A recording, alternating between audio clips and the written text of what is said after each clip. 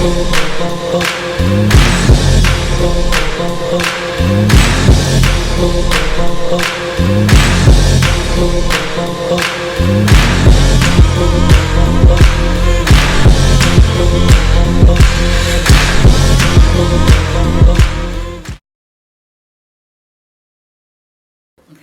Today I will be interviewing singer, songwriter, and producer Charlo Crossley. She is very well accomplished. She's done backup singing for Barry Manilow, also Bette Midler, Shaka Khan, and Luther Vandross. You would not want to miss this interview. Hey, Miss Charlo. Hey, sister. How are you? I'm good. I'm so glad to be here with you. Finally. Yes, finally. We got it done. Yes, That's yes, good. yes. It's just so much to talk about. I know. I mean, just knowing how you are and the things you've accomplished, I'm very proud of Thank you. Very proud of you. And I know that you have so many people that you could be an awesome role model to. Oh, well, I hope. Yeah, you are. Thank you. Yes, Thank especially people wanting to follow in your footsteps, doing acting, singing, things of that nature. And you coming from Chi-Town all the way on the south side of Chi-Town. South side. What was that like coming out here to follow your dreams? Well, I started doing community theater in Chicago as a teenager, and always wanted to be in show business, but it was like my secret. Yeah. And of course, when you tell a Negro family that this is what you want to do, they're not very happy about that. Yes, I know, because I know that your father wasn't really pleased with you he was doing not. that. And that's another thing I want to talk about. What is that like when you know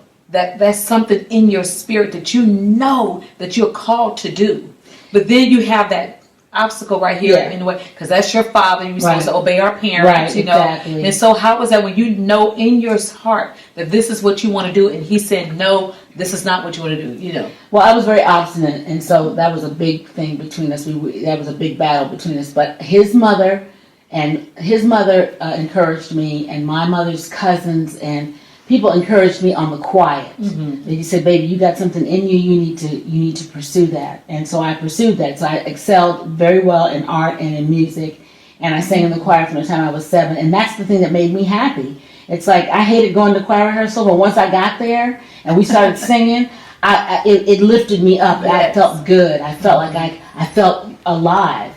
And so I was in all the school assemblies. I was always just public speaking, the whole thing. So I love that. And unfortunately, growing up in the 60s, there was a lot of things going on. You had the whole civil rights movement. So you had Dr. King, who was very prominent and very well-spoken, erudite, Negro, educated. He was speaking and he was motivating people. And that galvanized people. So, young black kids growing up then, when we were before people, we had a model. We had a role model to stand up straight, talk, and be intelligent and be forceful. But it's interesting because it's the content of what he was saying that motivated people. I felt very motivated by that. But it was tough not having. It's not like it is now, where there's just so many resources to help young people, anybody, achieve their goal, whatever it might be. There's so much help. If you want to go into the sciences, there's so much help and so many resources and so many ways to help get you to your goal as a young person. Right. From a little baby, all the way up through school and through university. So with you following your dreams, and that's what make you happy, how did your father feel once he starts seeing you become successful? And it was tough. Oh, it was still tough? It was tough. Even though he saw doors opening for you, he was still tough? Oh yeah, but I had to leave home. I had to leave Chicago. So I left Chicago.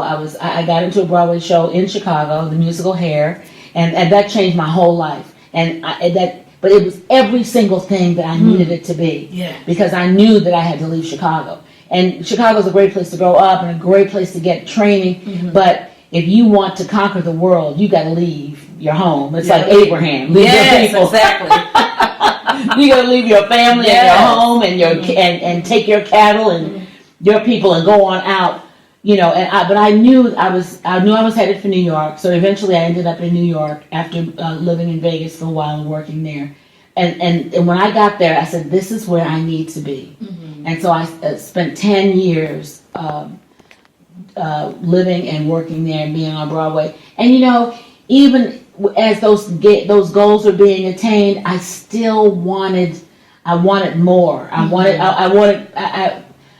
It was almost like a high. And when it stopped, I have to say, it was so euphoric. When I look back on it now, it was just so euphoric. But I was doing the thing that I wanted to do, and I was getting the training, and I was meeting incredible people. Wow. And it was always a learning experience. But it wasn't until I got to New York that I started taking dance classes again and getting involved in acting groups. But I was working. I was on Broadway. And I remember one day I came home after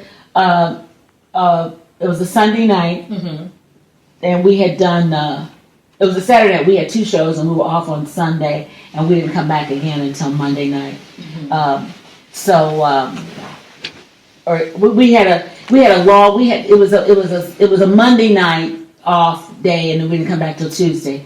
But we only had 1 show on Sunday. And I remember I was so tired. I came home, and then a friend of mine said, "Oh, we got a dance class to go to tomorrow." I remember I got up and I went to the dance class, and then went to an audition. And another friend of mine said, "I don't know why you working so hard. You got a job." And I was like, "Shoot, that's right. I got a job. What kind of job?"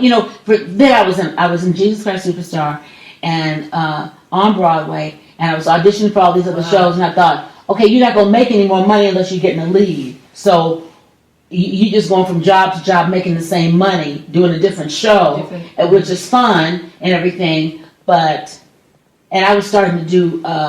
I was just starting to do backgrounds then, recording. And girl, my friend said to me, "I don't know why you trying to get another job. You got a good job. Why don't you just chill?" And I went, "I'm gonna do that."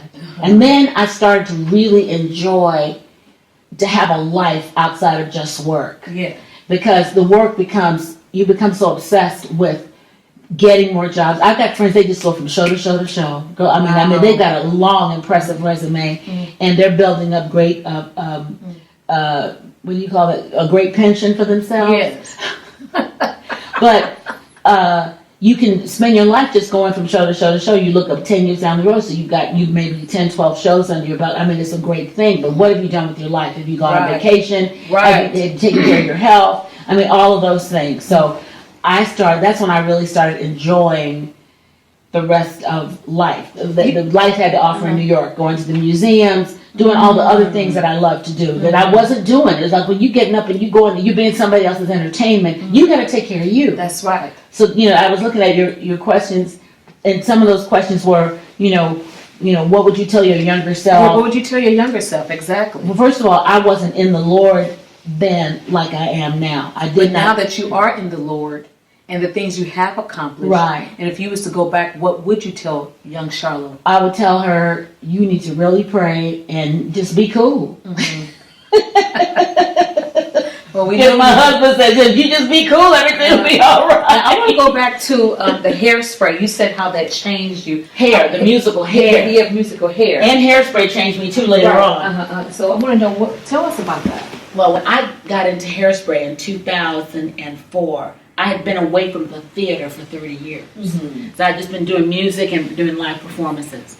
But when you have that foundation of that theatrical foundation, you know how to flow with that. I mean, it takes a minute for it to kick in physically, but once you get into that thing, you're in this groove, and it's an incredible place of learning a show and putting it on its feet. There's one thing that doesn't change with a Broadway show. It starts, it's got a beginning, a middle, and an end. And it's like a train taking off from the station. So you're telling that story, and just being consistent and maintaining your energy. You know, and with your everyday life. Everyday life. Yeah, your wife, your mother. Right. And how do you have time to study your lines? Let me tell you. That is so rough, because when I take up acting, I'm like, how do these actors do this? I have a great respect for actors. You know what you do? You end up living like a nun. Because you got to go over those lines over and over and over. And then not only do you have to go over the lines, you have to get into the character. Yes. You have to get into the character. Looking for a luxurious retreat from the heat? Then consider purchasing this one-of-a-kind mansion which sleeps 40 plus and is located in a popular Las Vegas vacation destination in the Utah mountains.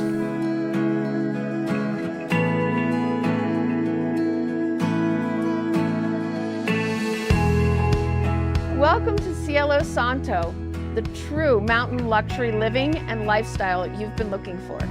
As you will see, this isn't your ordinary property. This lavish double villa estate, designed by renowned architect David Harris, built with excellent materials and craftsmanship, includes a gourmet kitchen with wolf ranges and ovens, vaulted ceilings over gathering areas, multiple fireplaces, 19 bedrooms and 18 bathrooms, with interior furnishings included. Gated on 20 2/3 acres, barbecue areas, and custom chandeliers. Covered walkways, covered hot tub, and a private trout pond for fishing. 2 saunas, and a steam room. Indoor swimming pool, 16-seat theater, and an indoor waterfall.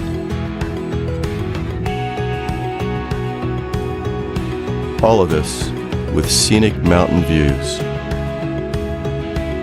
Under the sacred sky of Cielo Santo, adventure is at your doorstep. Skiing close by at Bryan Head Resort and Bryce Canyon National Park, hiking and bicycling.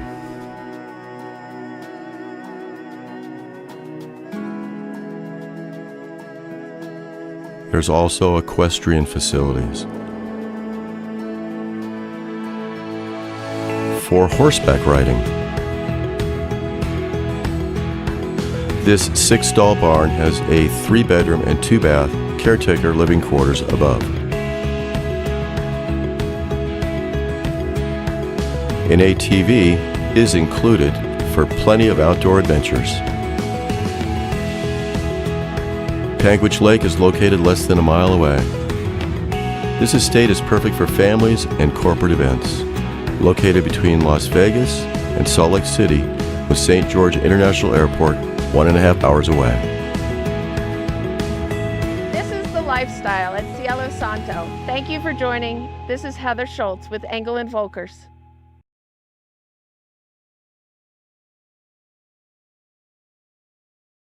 So, what I was saying before about being, you asked me about being a wife and mother and how did I learn my lines. I had to live like a nun. Mm-hmm. First of all, I had to cut back on certain food and drinks. And I just became very just focused. I had to I take the dialogue, and so I was learning the dialogue. I had someone work with me. Okay. So it was, and just take everything in sections. Mm-hmm. And, and just concentrate and basically be on a schedule. Oh, definitely because you have to do your wifely duties. You have to take care of your child, household. And my son was 9 years old when I started. Wow. And so we were in New York. They came and they were with me. We went through a blackout in New York. Girl, that's another story. But I asked God to really help me. My husband was very good. It was important for me to take him out of his environment and be in New York, and so he could really understand what my work was about. Wow. Because this was the first really big job that I had gotten since we had been married. Wow. But I asked God to help me, and He did. But see, the thing of it is, before that, I just had these fantasies. I thought, remember Make Room for Daddy with Danny Thomas? So he comes home and he's at the club. Or it's like Ricky Ricardo. He comes home from the club and Lucy's, the house is all together and everything. But it's like when you are making that kind of money and out and working like that, you have to get somebody to help you. You can't be. We cannot build a bridge by ourselves. No, we cannot. Yes. And so one of the things that I praise God about is I was able to get some help because you get hung up in the mundane of housewifery but I would use that time to go over my music, particularly when I was still here in LA, to really learn the music and really get ready. But once you're in that process of doing the show and getting up in the morning, you get 10-12 hour days, and that's you're just in it because you're learning the show. It's really becoming a part of you. Oh, okay. So that's how you get through it. But it's definitely being focused and living like a nun and pulling back on your food, because you got to have a little less you don't want to be bogged down because you're taking in new information. Stamina and energy and all yes. that, right. Yeah, so I was doing a lot of vitamins and getting B12 shots, and I lost my voice, and so I was on vocal rest, so I couldn't talk, so I had to write notes. That was crazy. Yeah. And people saying all kind of crazy stuff to you. You can't, Really? and so you can't write it down fast enough. So you find that you're trying to be like, but just all those obstacles. God brought me through. I can honestly, that's the only way that I made it. And in pursuing your dream and going after the things that you knew that you were called to do, what is the best piece of advice that you got? The best piece of advice that I received was take care of yourself. Mm-hmm. Get rest. Shut off the phone. That phone. To be quiet. And to really just rest. Even if you're just in the bed with your script, if you're just listening to music, just shutting down and being and taking care of yourself. If it means that you're going to go get the massage, you're going to go getting a manicure, pedicure. The self-care is vitally important. It's not vanity. It is maintenance. Yes. It's a borderline. There's a fine line, but you do have to take care of yourself. You have to eat well. I made a decision that I was just going to cut back on my carbs, but I needed my carbs because I was singing and dancing. What current projects are you working on now? Right now, I am in the studio. Working on some songs. I've got a really great single out called Where Are You Now, My Love. So our follow-up to that is a song called You Baby, and also To Serve With Love. And I've got that project. I've got the Brit Girl project, and then a jazz hymns project with my friend Kenny Ford. And I've been producing a lot of my live shows that have just been incredible. We just did a blues show for the Women's Club of Pasadena, and so I'm working on that. And my video is out, Where Are You Now, My Love, which is also a short film. I mean, it's just it just keeps on going. Yes, because I know you work with Bette Midler. You did a lot of backup singing for numerous of celebrities, good work ethic. Yes. When in doubt, go into production. That's right. You are funny. I'm telling you. I mean, really. In the midst of adversity, if you've got creative pursuits, you can't give up your creative stuff. You've got to continue on with that, and that's what saved me. The creative stuff. First, at the top of the show, I asked. I was saying how I'm proud of you and how they're, the life that you live, you're a great role model for those who come up behind you. Thank God. Now you've come up behind some people. Yes, I am. We right here now in the Women's Month, History Month. Who do you admire, living and deceased? I really admire Maya Angelou because she came through hard emotional trials and wrote about it and lived it. I mean, she lived life full out, and she inspired so many people. She inspired Oprah, and she also just laid a pathway of excellence in living. I mean, making your mistakes out loud, making your doing it right. And she lived through so many political regimes. I mean, with Dr. King, and with Nkrumah in Africa, and she was such she just lived her life out loud and with great integrity, and she wrote about it, and she was articulate, and she was so beloved, to the end. I mean, just all the way. I mean, So Maya Angelou, the lady that you admire, that I admire so much, and living, I want to say Michelle Obama, because she's from Chicago, and she went to my elementary school years after me, but what she was, her beauty, her smarts, very, very much in the same vein as Maya Angelou, but modern and forward thinking and strong. And not afraid to be vulnerable, and not afraid to. I mean, you got to be strong to be married to a man. You got to be strong and have something because you're going to encourage him to be great. That's and right. She was definitely pivotal in his greatness and in the things he accomplished. Okay.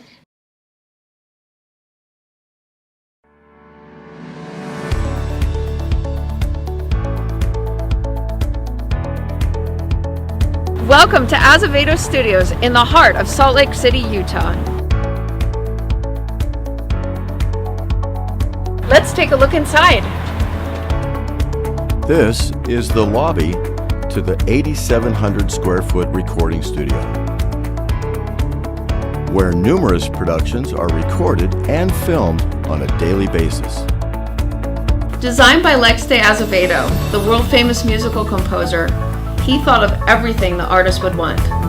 A professional sound booth, control room with state-of-the-art equipment,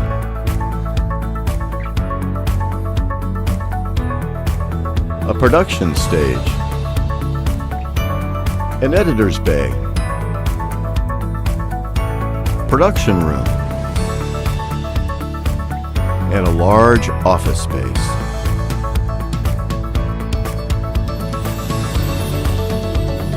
Upstairs, there is a New York studio-style condo.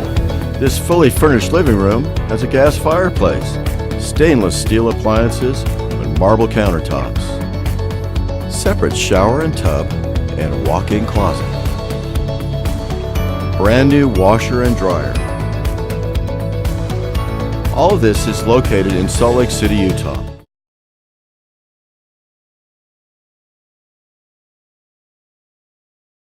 Now, we talked about the women that you admire. Now, who is your celebrity crush? Oh my God. My celebrity crush is Tony Goldwyn, and I hope that you see this right now. Because I really mean that. And I know he's married. But Hollywood royalty, come from the Goldwyn family, on Scandal, fine actor, fine director. I'd love to work with him, but he's adorable. I just want to bite him. So that's my celebrity crush. And what about your... Bucket list? No, not your book. We ain't got there yet. I want to know what books are on your shelf. What books do you read? And what's your favorite book? In my Kindle right now, I've been reading this thing by Michael Eric Dyson. I really love his writing. He is really smart. I forget the title. One of his latest book about crying tears. I mean, he's just so erudite. I love him, Pearl Cleage, Toni Morrison. But you need the Cliff Notes for Toni Morrison. It's like, I really don't understand Beloved. Whoopi Goldberg and I were talking. You know, I went to her wedding. Toni Morrison. Wow. Right here in Newport. Wow. Hills. So I was reading Beloved. We were doing the movie, the shooting of the movie Sister Act 1. And Whoopi saw that I had the book Beloved. And she said, that's deep. I said, I need the Cliff Notes. I really don't understand it. So Marlo and I, our mutual friend, we went to see Beloved, and we were in. You know, when you go to a movie with black people in the audience, so everybody's talking to each other, people going, Lord have mercy, at all the different scenes and stuff. So when I saw the movie, I understood what the book was about because I was like, oh my! It was so incredibly written. I mean, it's like heavy duty literature. But I like her, and I've been reading a lot of church fathers, and about the beginning of the church in our world, and I watch a lot of movies. I watch Turner Classic Movies. This is a good black and white movie. Yes. Oh my goodness! You know who I really love? We both love Joan Crawford. Oh yes. But I love Betty Davis. Oh yes. When I watch those movies, I learned so much about the craft. That is so because funny. they have transformed themselves to become this character, and the way movies were made then, and the way movies were shot. Yes. But just how the whole journey of that character and how it was crafted and how they arrived at it and how they shot it and how they all those scenes and all those little moments. They're little moments, but they carry so much weight. So that is so funny that you said Betty Davis before I get to my last question. My friend, she called me the Black Joan Crawford. I believe she's the Black Betty Davis. Yes. So we do the how do you do, and if we call it how do you do, do all that. Yeah. The 1940s lingo. Right. That stuff is really good. Yes, it is. Yes. Now, getting to our last question here, I wanted you to tell our viewers and our listeners what is on your bucket list. What's on my bucket list, travel-wise? I've never been to London, and I love all things UK, so I'm really looking forward to going to London and doing that whole royal tour. I love the royals, so that's a bucket list of mine. And going to Israel is on my bucket list. No skydiving, nothing like that. No, I am not. I have vertigo, so I am really not trying to jump I know, on no that's doggone right. plane. You know. Ooh-wee. That's one that's not on my bucket list either. My bucket list also is to make more movies. Oh, To make okay. more movies and to produce. And I've got some projects that I really want to get made. Okay. And traveling. Yeah. You know, traveling, it helps me tell more stories. It gives more depth. Mm-hmm. And the other thing on my bucket list is, I don't know, it just the travel thing. The travel. And making more movies. Okay. It's just about. So you're on your way creating more. doing that now. So I am. Yeah. You know, and I have to say that, you know, turning 65 really doesn't mean anything. Like And it you look used to. so good. Honey, What is your beauty secret? my beauty secret, I just put as much cream as possible. That's what I do too. You know, coconut. Yeah. Your skin looks great too. Thank you. Coconut oil. I mean, a lot. You know, and just mix it up. But we Yes, got to me keep too. the ash away. Yes. And the wrinkles. You don't want no Lord. ash. And you just Yes. Come on. and drink red wine. Right. Grab me, please. Have some, compassion. Exactly. Exactly. But I just want to say thank you so much for having me. Oh, you so And that welcome. we've got lots to talk about. Oh, There's lots yes. of themes. Yes. There's lots of good stuff to really help I people. need to have you encourage back them. on the show again. And I'd love to. Okay. Okay. I love you. I love you too. All right, darling. It's God been bless great. you. Thank you. Okay.